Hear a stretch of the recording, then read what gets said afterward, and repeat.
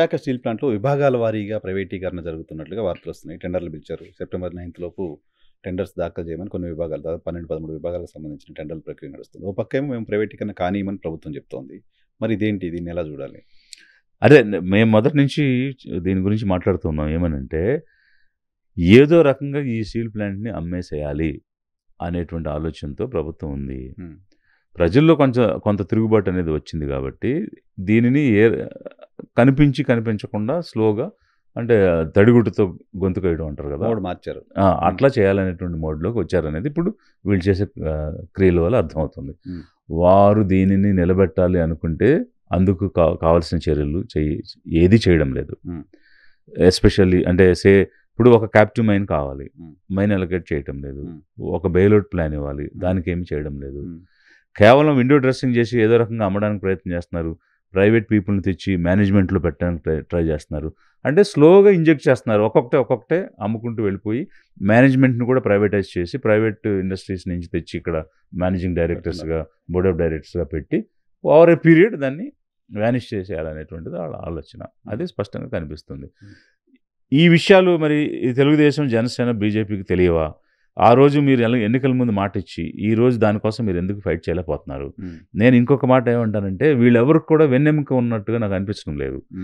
ఎందుకు బీజేపీ ముందు ఇలా సాష్టాంగపడి దండాలు పెడుతున్నారు? ఇప్పుడు మహారాష్ట్రలో హిందీ లాంగ్వేజ్ పెట్టాలని నేషనల్ ఎడ్యుకేషన్ పాలసీ చెప్పినప్పుడు వాళ్ళు పెడతామని ముందని ప్రజలు వద్దనగానే వాళ్ళు వెనక్కి వచ్చేసి వాళ్ళు ఓన్లీ మరాఠీ, ఇంగ్లీషే పెట్టుకున్నారు. మరి ప్రభుత్వంలో భాగమైన వాళ్ళే ఎరెక్ట్గా ఉండి వాళ్ళ జాతి హక్కులు, మహారాష్ట్రకు సంబంధించినటువంటి జాతి సమస్య అనుకున్నప్పుడు వాళ్ళ కోసం వాళ్ళు నిలబడ్డారు. మీరెందుకు తెలుగు జాతి కోసం నిలబడటం లేదు?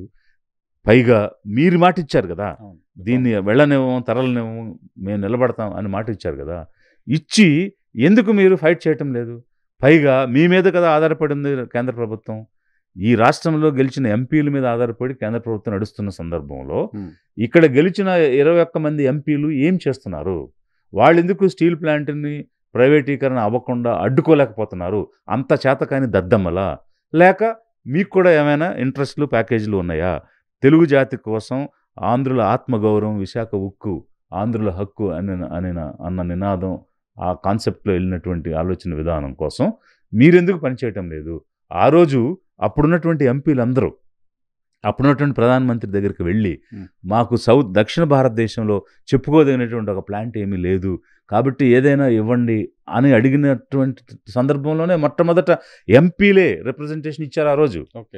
వాళ్ళు ఇచ్చినటువంటి రిప్రజెంటేషన్ చూసిన తర్వాత రాబోయేటువంటి కర్మాగారం ఏదైనా మేము దక్షిణ భారతదేశంలో పెడతామని చెప్పి, అందుకు తీర ప్రాంతంలో ఇంతవరకు ఎలాంటి ఇండస్ట్రీ లేదు. The first shore based steel plant in the country, Visakha steel plant conceive చేసి పెట్టారు. అప్పుడు అంత హిస్టారికల్ చరిత్ర కలిగి ఉండి దాని మీద ఎంతో తర్జన భర్జన చేసి ఒక విజన్తో తీసుకొచ్చినటువంటిది ఆ రోజు ఉన్నటువంటి ఎంపీలు పోరాడితే జరిగినటువంటిది అది. మరి ఈ రోజు ఉన్న ఎంపీలు 21 మంది ఉన్నారు కదా. మీరు ఓటేస్తేనే ఏ బిల్లు అయినా పాస్ అవుతుంది కదా.